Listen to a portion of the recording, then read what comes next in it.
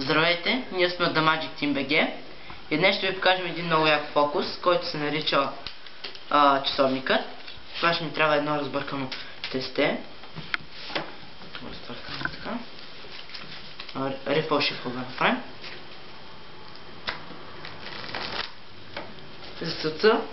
За този фокус ще ми трябва един асистент, който е тук до мен. Той е също от екипа на The Magic Team BG. И на него ще му, сега почваме и на него ще му дам известна част от картите, която той ще разбърка, както пожелая.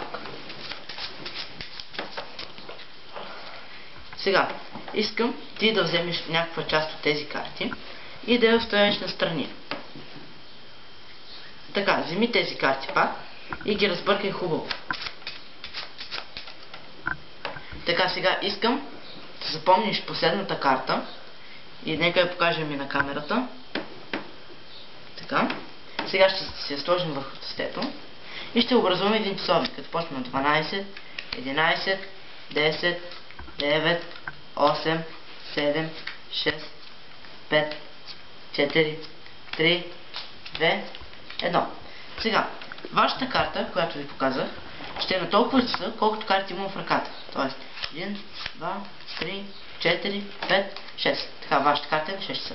И нека почнем от 1. 1, 2, 3, 4, 5, 6. Вашата карта е четвърка с пътя. Това беше фокусът. Абонирайте се за нашия канал. И на 500 лайка ще пуснем инструкциите за този фокус, който е много лесен. Довиждане от екипа на The Magic Team BG до следващия фокус.